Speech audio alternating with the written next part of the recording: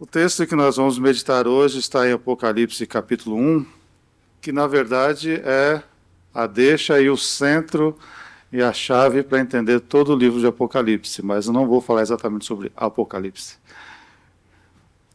em termos escatológicos, mas tirar algumas lições para nós do texto de Apocalipse capítulo 1, versículo 4 a 8,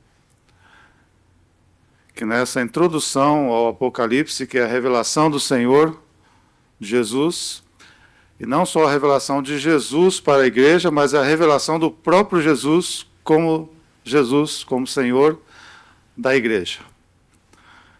E a introdução do capítulo no livro de Apocalipse expressa exatamente isto. Nos versos 4 a 8, diz assim: João, as 7 igrejas que se encontram na Ásia, graça e paz a vós outros, da parte daquele que é, que era e que há de vir, e da parte dos 7 espíritos que se acham diante do trono, e da parte de Jesus Cristo, fiel testemunha, o primogênito dos mortos e o soberano dos reis da terra, aquele que nos ama e, pelo seu sangue, nos libertou dos nossos pecados, e nos constituiu reino, sacerdotes para o seu Deus e Pai. A ele a glória e o domínio pelos séculos dos séculos. Amém.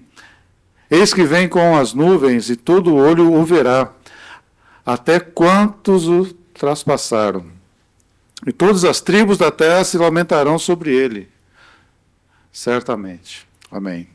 Eu sou o Alfa e o Ômega, diz o Senhor Deus, aquele que é, que era e que há de vir, o Todo-Poderoso. Glória a Deus. Senhor, fala conosco mais uma vez, agora diante da Tua palavra que é ministrada, Senhor, a nós, através de Cristo Jesus, pelo poder do Espírito Santo de Deus que habita aqui nesta igreja. Amém. A essência desse texto me chamou a atenção no aspecto que tudo muda, não é verdade? Quando a gente está terminando o ano, a gente começa a analisar essas questões da mudança. E a mudança é algo inevitável na nossa vida aqui na Terra. Quando a gente olha para nós mesmos, para a situação, o próprio fato de existir 4 estações no ano são mudanças. Olhando para nós, para as nossas situações que passam, que mudam. Uns mudam para melhor, outros para pior, é verdade. De fato que tudo muda. Uns ficam mais bonitos, outros mais feios, né? Uns mais gordos, outros mais magros. Mas, enfim, há mudanças para o bem e para o mal. Há mudanças em direção a Cristo ou contrário a Cristo. Mas essa mudança, 6 séculos exatamente antes de Cristo, haviam alguns filósofos chamados pré-socráticos, que, baseados exatamente nessa observação da natureza e da mudança, colocaram essa questão que tudo muda, né? Como eles diziam, o lema deles em grego era panta vrei. E Heráclito foi um expoente filósofo dos 6 séculos antes de Cristo que dizia que tudo muda e que ninguém pode ser o mesmo. Um rio nunca é o mesmo e ninguém entra no mesmo rio pela segunda vez, entrando nesse mesmo rio, entra como a mesma pessoa. O fato é que nem o rio é o mesmo, nem a pessoa é a mesma. Quando a gente lê um livro, já pensaram nisso? Quando a gente lê um livro e gosta muito, você lê e pega algumas, ele traz um impacto naquele momento. Se você experimentar ler esse mesmo livro depois de muito tempo, dependendo do seu nível de maturidade, de entendimento, anos depois, você vai ler com outros olhos, com outro entendimento. Então, Heráclito, nesses 6 séculos antes de Cristo, estava observando isso, né? Que tudo mudava, então a natureza era volátil, não existia o ser eterno. 6 séculos antes de Cristo, provavelmente era aquela época que já estava, os profetas da Bíblia já estavam profetizando a queda de Israel, Babilônia, aquela questão toda, enquanto os gregos estavam discutindo isto. Só que a cultura grega muito nos influenciou aqui no mundo moderno. Um outro filósofo contrapondo a Heráclito, nessa mesma época, Parmênides, dizia que não, que há uma coisa que é imutável, o ser. O ser não muda. O que a gente vê de mudança é apenas uma visão do que nós observamos da mudança, mas, na verdade, o ser não muda.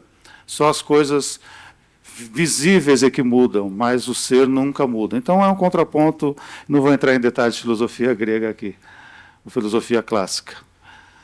Apenas como introdução, que Parmênides dizendo que o ser não muda, e muito mais tarde que Platão vai fazer esse contraponto entre esses dois pré-socráticos, entrando em outras questões de Platão e Aristóteles. Mas, enfim, de certa forma, Parmênides estava certo, que o ser não muda, mas o fato é que só tem um ser que não muda, que é Deus. Deus que é imutável. Embora ele entendesse que o ser, a pessoa, não mudasse, apenas os aspectos que a gente observava na natureza, que eram mutáveis, mas o ser era imutável, de certa forma estava certo, de certa forma estava errado. Porque ele não conhecia o Deus verdadeiro e imutável, que é o que exatamente que Apocalipse fala aqui. O Deus imutável, que está no versículo 4, que diz, aquele que é, que era e que há de vir. Esse devir, inclusive, é uma terminologia grega clássica da filosofia. Existe a filosofia do devir, de sempre vir a ser, sempre em transformação, nunca para de mudar, né? Ou a filosofia do devir de Heráclito e muitos outros modernos, que veio dar origem ao relativismo do século XX e XXI, com outros grandes expoentes da filosofia moderna. Esse devir, esse relativismo, que tudo muda e nada é para sempre, então tudo se torna relativo. Mas o que está dizendo aqui Apocalipse é que há uma coisa que não é relativa, o próprio Deus imutável, que não muda, que a Bíblia afirma que ele é como uma rocha imutável, que Moisés já cantou no passado, que os profetas, como Isaías declarou, e que o próprio Jesus declara na última carta, no último texto à igreja espalhada, a igreja já crescente e migratória pelos outros países e cidades, dizendo, apesar da situação que vocês estão vendo, porque a igreja estava sofrendo grandes perseguições naquela época, a igreja se espalhando, saindo de Israel, Jerusalém, aos confins da terra, a igreja sofria grandes perseguições.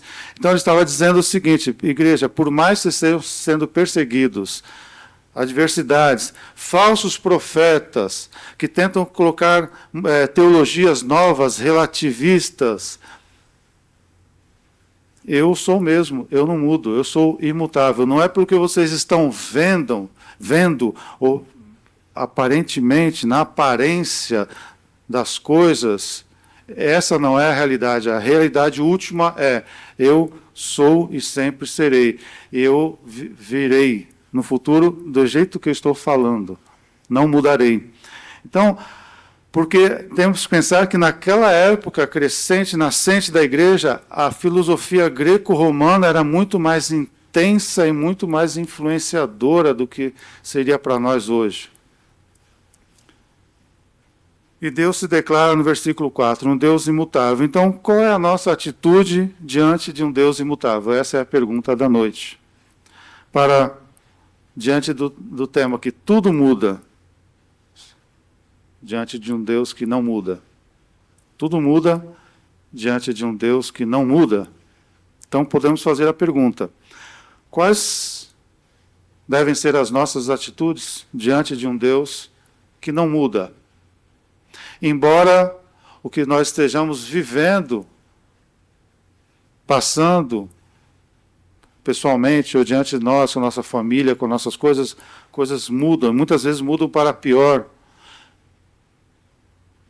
ou mudam de maneira inesperada, e mudará o ano que vem, por mais projetos que nós façamos, que é bom, importante fazermos projetos, tudo pode mudar no ano que vem, nós não sabemos.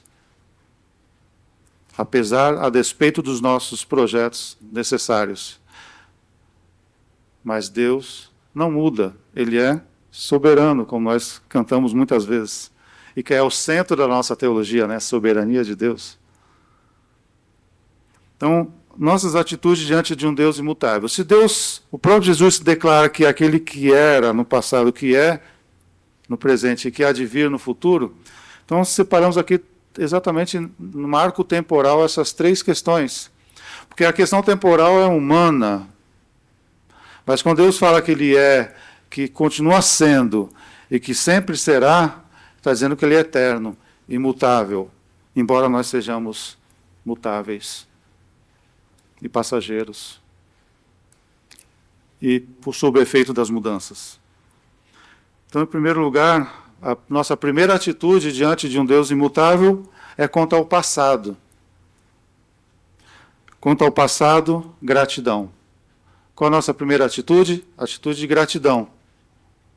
Atitude de gratidão quanto ao passado.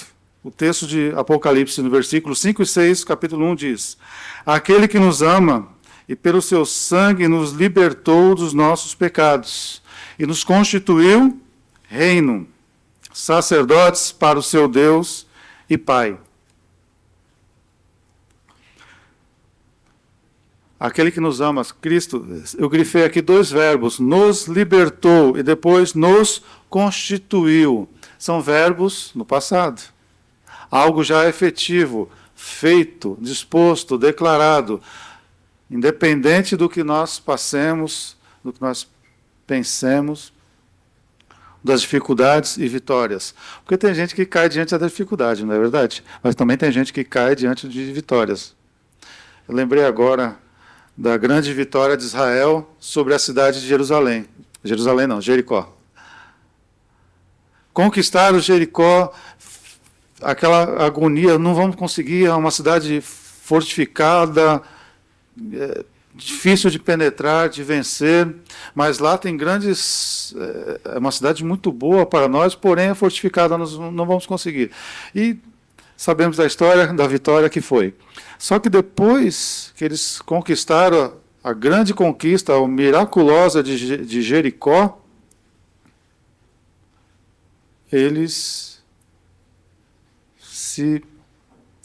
ficaram comemorando a vitória e fizeram o quê? Baixaram a guarda. Baixaram a guarda e, ao tomar uma segunda conquista de uma cidadezinha desprotegida, despretensiosa, uma cidadezinha que eles pensaram assim, se conquistamos Jericó, conquistar a próxima cidade vizinha de Ai não vai ser grande coisa, né? Fizeram pouco caso. Nós agora somos vitoriosos, Deus não deu a vitória e tal, então somos que somos. Conquistar essa cidadezinha de Ai, diante da conquista que foi Jericó no passado, o que aconteceu? Perderam a batalha de Ai. Muitos foram mortos, e o pecado estava no meio do povo. Para não entrar nessa história, eu só quero dizer que diante, às vezes, de lutas e provações, alguns caem, mas também diante de vitórias, existe a mesma possibilidade, diante da nossa fraqueza. Mas o fato é que nós devemos ser gratos a Deus, porque Ele que nos sustenta em tudo e sempre, em vitórias ou em perdidas. Diante da nossa percepção, é claro. Porque Ele já diz no passado, Apocalipse, Ele nos libertou de nós mesmos, dos nossos pecados. Ele nos constituiu reino, reino sacerdotal. Veja bem, não é mérito nosso. Né? Aqui o texto nos está dizendo, pelo que você fez, você conseguiu, conquistou Jericó, você caminhou até aqui, o ano 2025 está acabando e você foi vitorioso até aqui, por causa disso, dos seus méritos e dons e possibilidades, e isso e aquilo, fiel em várias coisas, por causa disso você chegou até aqui. Não, o texto está falando que Ele nos libertou de nós mesmos, dos nossos pecados, e nos constituiu reino, nos colocou num lugar, num reino. Ele fez isso. Nos deu um passaporte, nos deu um green card. Não é verdade? O sonho de muitos, às vezes, é conseguir um visto permanente, um trabalho, um green card. Então, recebemos o green card do reino de Deus. Mas não foi porque nós gastamos fortunas para obter e seguimos várias regras, como é assim no nosso mundo, mas porque Ele nos libertou e Ele nos constituiu reino. Fazemos parte de um reino que só Ele pode nos dar o passaporte, a permanência, e mais que isso, a cidadania plena. Já pensou? Não fazer esforço para receber uma cidadania plena? Porque o preço dessa cidadania não foi euro, dólar ou qualquer outro sacrifício, foi uma marca no passaporte celestial, que é sangue. Um carimbo carimbado com sangue, sangue de Cristo. Então só isso é motivo de gratidão pelo passado, que é aquele que era Cristo Jesus revelado. Então ele estava falando para aquelas igrejas da Ásia, perseguidas por fora e com problemas internos de falsos profetas, olha, vocês estão vendo as coisas de fora, como se fosse a filosofia grega de Heráclito, né? Mas eu sou um ser imutável. Vocês são reino sacerdotal. Eu continuo sendo Deus, apesar de tudo. Apesar das lutas que enfrentamos na nossa igreja local, em São Paulo, como várias e outras igrejas ao redor do mundo, como a gente tem visto em países lá do Oriente, não só do Oriente Médio, mas da Ásia, como é difícil pregar o Evangelho e como eles são monitorados por tudo que eles falam, fazem, até foto e câmeras do governo. E aqui nós temos essa liberdade, mas não é por causa da liberdade que nós não temos luta. Temos muitas dificuldades, muitas lutas. Mas Deus é o Deus que nos deu uma cidadania celestial com carimbo de sangue. E pelo fato de sermos reino sacerdotal, o reino sacerdotal inclui serviço. Agora que nós fazemos parte do reino, a gente vai fazer o quê? Eu sou do reino da rede, né? A rede, sombra e água fresca. Vou montar aqui a minha rede e ficar. Não, reino sacerdotal, sacerdote é alguém que exerce trabalho, função, que serve. Muitos querem fazer parte do reino de Deus para ser servido e receber as bênçãos, né? As bênçãos. A benção mãe, benção pai, benção a Deus, benção a tia. E recebe a benção, mas quando fala que nos constitui o reino sacerdote faz o quê? Rei tem que reinar, sacerdote tem que sacerdotar, né? Tem que servir. Então, se estamos chamados de um reino para serviço, é para serviço. Porque quem não trabalha, dá trabalho. Já viram essa expressão? Crente que não trabalha, dá trabalho. Então, a gratidão por sermos incluídos no reino, libertos, e agora podemos servi-lo, porque é privilégio. Não é todo mundo que só porque quer pode servi-lo. Então, no passado, gratidão. Como diz o salmista lá no Salmo 103, um salmo muito bonito, conhecido. Nos primeiros 2 versos diz: bendize a minha alma ao Senhor, e tudo que é em mim, bendiga tudo que é em mim. Tem uns que bendize a alma de um jeito, mas a língua, na segunda e na terça-feira, em vez de bendizer, porque ele diz: bendiga ao teu santo nome tudo que está em mim. Até a língua, né? A tudo. Bendize a minha alma ao Senhor e não te esqueças de nenhum dos seus benefícios. Aqui, graças e graças, não se esquecer dos benefícios passados, porque nós temos essa falha, nós nos esquecemos muito. Então, um exercício importante ao findar mais um ano, talvez seja trazer à memória, como diz o profeta, os benefícios, porque a gente só traz à memória os malefícios, as dificuldades, mas trazer à memória os benefícios. Às vezes fazer uma lista mental, ou quem gostar de fazer uma lista de fato, escrita, é um bom exercício. Em segundo lugar, aquele que era e aquele que é. Na cultura, na linguagem grega, na semântica grega, quando eles dizem esse presente, aquele que é, significa um presente constante. Não é exatamente só aquele que é aquele que é e continua sendo. É um presente contínuo e constante. Então, quando Jesus fala que aquele que era e aquele que é um é constante.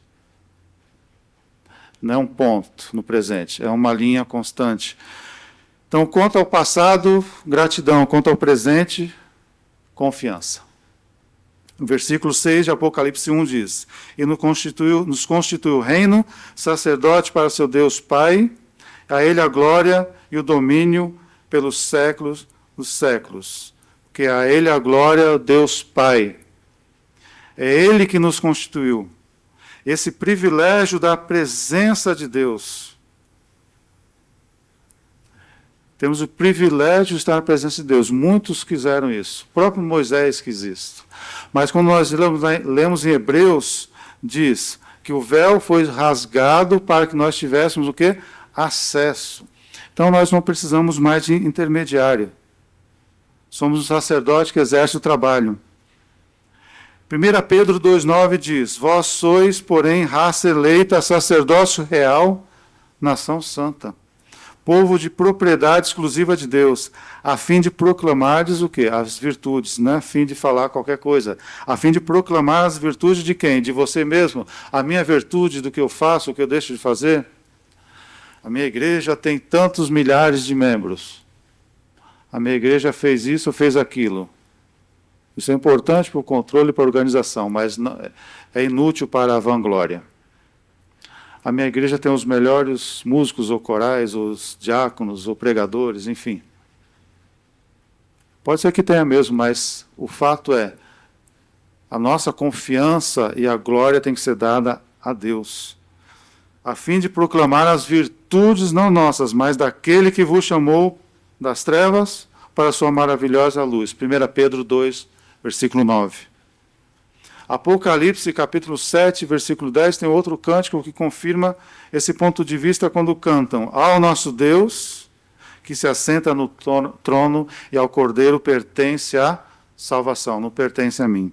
E eles cantam ao nosso Deus, ou seja, nosso Deus. Nós somos como um Deus que é nosso, ao contrário do que se diz por aí, que todos os caminhos levam até Deus. Que Deus é esse? Não. Só Cristo leva a Deus. E quando você fala ao nosso Deus, é um sentimento de pertencimento. Você é de Deus e Deus é seu. É o seu Deus. Não são coisas, ou pessoas, ou fatos, ou situações que tomam o lugar de Deus na nossa mente. E que se assenta no trono, fala da soberania de Deus.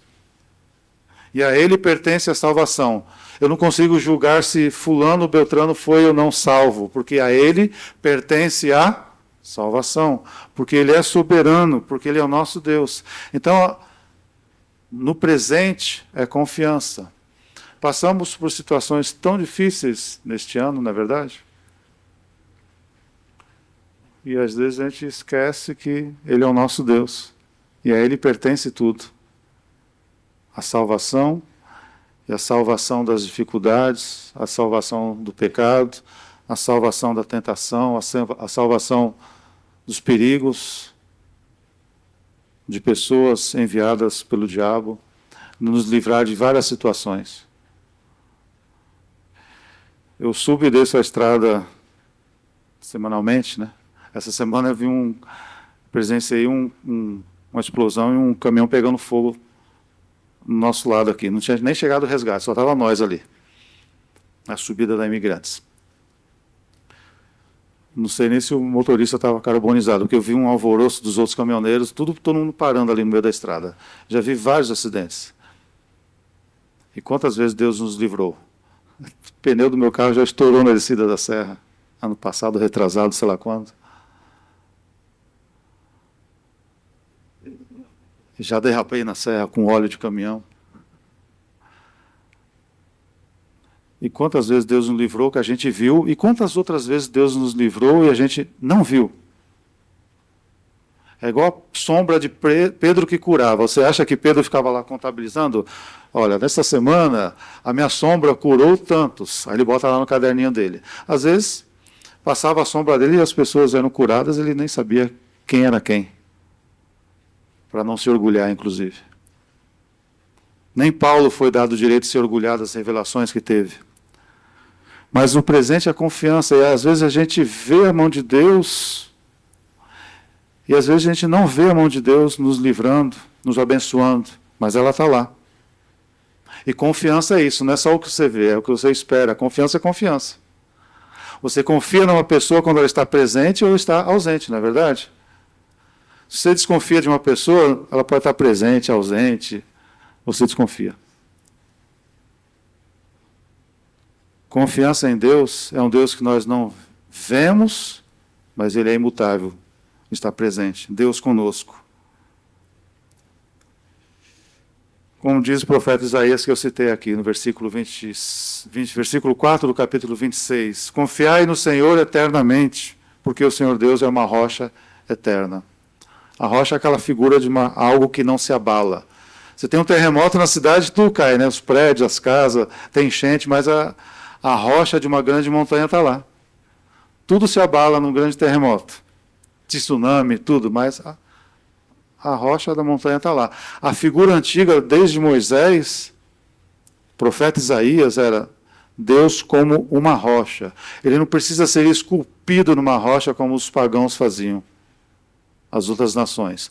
Mas Deus tem essa figura da rocha. Em terceiro lugar, um Deus que era, que é e que há de vir. Não no sentido da filosofia do devir, né, de Deleuze e de outros filósofos modernos, como Deleuze e tantos outros. Mas a filosofia do devir, ou seja, vai sempre vindo e nunca chega lá, né? O devir, nunca vem, nunca chega. Não, o devir aqui é outro verbo, é devir de alguém que virá como é, como sempre foi, como o ser imutável que é Jesus. Que diz o versículo 7 e 8 do capítulo 1 de Apocalipse. Eis que vem com as nuvens, e todo olho o verá. Até quantos traspassaram, e todas as tribos da terra se lamentarão sobre ele. Certamente, amém. Eu sou o Alfa e Ômega, diz o Senhor Deus, aquele que é, que era, que há de vir, o Todo-Poderoso. Algumas verdades simples. Todos os verão, todos os povos, todas as pessoas, todo ser, todo olho o verá. Bons e maus, justos e injustos. Então, quanto ao futuro, esperança. Quanto ao passado, gratidão. Quanto ao presente, confiança. E quanto ao futuro, terceiro ponto, esperança. Porque todo olho verá, bons e maus, justos e injustos. O problema é que essa esperança são para os justos, justificados. Mas todo olho verá. Uns com uma esperança eterna, outros com desesperança. Serão abalados, ficarão chocados. Terrível, vai ser o grande, terrível dia do Senhor. Esperança para uns e não para outros. E o texto fala que esse Jesus que há de vir, ele é o autor e consumador de toda a história. Ou seja, o que ele está ensinando aqui é: eu comecei a história, eu termino. Não é o que vocês estão vendo. A história é minha. A história da Bíblia, a história da redenção, foi eu que escrevi, eu sou o autor. E o autor sabe exatamente qual é o começo, meio e fim, não é verdade? Senão não seria autor. Quando você começa a ler um livro, você não sabe, às vezes, o que vem no desfecho de um livro. Somente o autor do livro já sabe o desfecho de um livro. É muito bonito quando a gente lê a história de Abraão, como nós estudamos na nossa igreja, em várias pregações. É muito bonito quando a gente ouve e lê a história dos heróis da fé, não é verdade? É muito lindo. A gente até romantiza, né? Vira aquela novela bonita que aparece na televisão, tão bonita.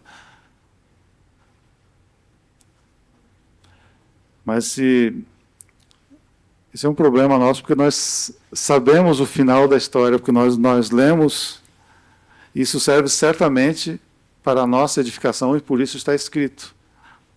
Só que como nós não vivemos na pele o que Abraão, Isaías, os profetas, os heróis da fé viveram, a gente não tem a perspectiva deles de fato, desse autor da história, na história acontecendo em loco, no momento. A gente se desespera porque nós não sabemos o final da história que estamos vivendo. a não ser pela confiança e pela esperança futura. A gente lê a história dos heróis da fé com a grandiosidade, mas eles viveram de fato as lutas, as batalhas, a desesperança e a esperança. O que viram, o que não viram pela fé. Essas histórias que nos motivam, mas nós é que estamos vivendo agora as nossas histórias pessoais. Mas há um autor e consumador da fé, por isso que temos que ter esperança. Porque quando nós começamos a descortinar no ano que se passa e no ano que virá, a gente não sabe o que virá. Só nos resta esperança. Abraão creu contra a esperança, como dizem Romanos. Davi, Josué, Caleb, diante dos desafios, e muitos heróis da fé. Esse ano foi um ano muito, mas muito difícil para a minha família. Talvez o ano mais difícil até agora. Esses 2 últimos anos, na verdade, 2024 e 2025. Foi um ano muito difícil, mesmo. Porque a gente ainda estava remoendo o falecimento da minha sogra em 2024, de maneira repentina. E muitas coisas para resolver, como os irmãos sabem. E a doença do meu pai se agravando e minha mãe também doente, precisando de cirurgia, e fez de fato uma cirurgia. Então, mostra a minha sogra cirurgias seríssimas da minha mãe, em cidades diferentes, e acompanhamento do tratamento da luta contra o câncer do meu pai. E eu, como o mais próximo, geograficamente, estava sempre atendendo ele semanalmente. Muito difícil, de fato, e culminou no falecimento do meu pai agora, no início do 2º semestre deste ano. Aí desencadeou mais muitas outras coisas para se resolver, que nós ainda não terminamos de resolvê-las. Mas está indo muito bem, já estamos no desfecho. Mas isso causa em nós, e causou em nós, muitas feridas, dos 2 lados. Muito luto, muita coisa para resolver no coração e na mente, muito tempo e energia gasto com tudo isso. Muito. Muito difícil. Mas meu pai sempre foi um homem de muita fé, até o último momento. Ele pregava o evangelho no hospital, nos últimos dias dele. Teve até um fato curioso, que um senhor que estava ao lado dele, que foi colocado no estado terminal também, o senhor faleceu, né, ao nosso lado também, e meu pai começou a chorar, mas começou, pai, você está chorando, né? Ele faleceu, morreu e não conheceu a Cristo, morreu sem Jesus, porque eu não tive a oportunidade de falar de Jesus para ele, porque ele estava em coma esse tempo todo. Eu falei, não, pai, fica tranquilo, ele era cristão, o senhor não sabe, mas ele é cristão. A esposa dele estava aqui o tempo todo, nós conversávamos direto com a esposa. A minha esposa ficava conversando com a esposa dele. Aí ele ficou calmo. Mas você pega um homem morrendo, com dores, preocupado com o outro sem Cristo. Meu pai era assim, missionário, né? Espírito de missionário. Foi missionário quase 30 anos. Mas, a despeito de tudo isto, nossa família viveu grandes desafios. Então, é um ano muito difícil, nós não sabemos o que virá, mas nós temos que nos ater a isto aqui, a Jesus Cristo, o Senhor da igreja, o nosso Senhor imutável. E nossas atitudes têm que ser essa. Diante de um Deus que era, que é e que virá. Que é o autor e consumador da nossa história, da história da nossa igreja. Então nos resta o quê? Quanto ao passado, a um Deus que era, o que Ele fez por nós. Gratidão. Quanto ao presente, confiança. É difícil confiar no presente, porque nós estamos vivendo ali o calor do momento. E quanto ao futuro que a gente planeja, mas não consegue saber como se dará o último capítulo desse livro da história, escrita por Cristo Jesus, é esperança. Então essas devem ser as nossas atitudes. Em termos práticos, essa é a nossa reação ou atitude. Talvez se nós fizermos uma lista mental, como eu já disse, do que tudo que nós passamos durante esse ano que está terminando, mas listarmos os momentos de gratidão, de vitória, de livramento, e muitos que nós nem podemos observar de fato, mas Deus nos livrou, a mim, a nós, a nossa casa, nossa igreja, o nosso trabalho. Porque se for pesar na balança, temos muito mais a agradecer do que a murmurar. E orar a Deus, Deus mantém em nós essa confiança, porque eu mudo, eu sou falho. A nossa confiança às vezes é abalada, mas Deus é a nossa rocha. Coloque em nós sempre isso, os pés na rocha. Quanto ao futuro, Senhor, a nossa oração deve ser essa, irmãos. O futuro eu não sei. Eu não escrevi o livro da história, eu não sei como será o último capítulo, mas o Senhor é o autor. O Senhor pode ler essa história para mim, igual o pai faz com criança, não é verdade? Lê historinha ali para a criança, historinha. Quando meu filho era pequeno, eu fazia isso, né? Quando eu era bem pequeno, o Theo, eu lia várias histórias da Bíblia para ele, várias, porque ele não sabia ler, então ele tinha que conhecer as histórias da Bíblia. Aí a gente dá aquela floreada, né, com a linguagem mais simples. Depois ele começou a ler, entender, comprei uma Bíblia de uma leitura mais simples para ele ler a história. Eu falei, você leu essa história aqui? Ó, você vai ler daqui até aqui. Aí depois você vai me contar. Aí você lê e você me conta o que você entendeu. Aí você conta a história para mim. Só que nós não sabemos como é o último capítulo desse livro da história escrito por Cristo Jesus, o autor e consumador. Então só nos resta confiança e esperança. Então vamos orar. Vamos planejar o futuro? Sim. Mas vamos confiar e esperar nele. Oremos. Pai, Tu é o Deus que não muda e nós mudamos.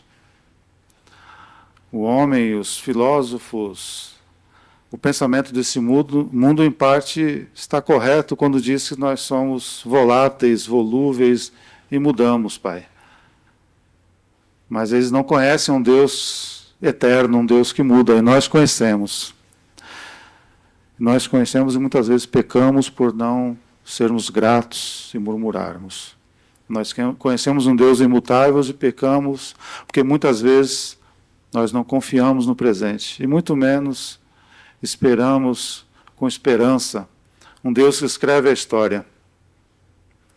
Senhor, que Tu nos conte essa história a cada dia através da Tua palavra, que o Espírito Santo fale conosco, Pai, e nos conduza pelo caminho eterno de um reino sacerdotal, chamados por Ti e por Ti somente, e mantidos por Ti, Pai. Em nome de Jesus, conduza essa igreja nesse ano que acaba, e no novo ano que se iniciará, Pai, trazendo crescimento numérico, mas crescimento na raiz, na profundidade, em direção a Cristo Jesus. Amém.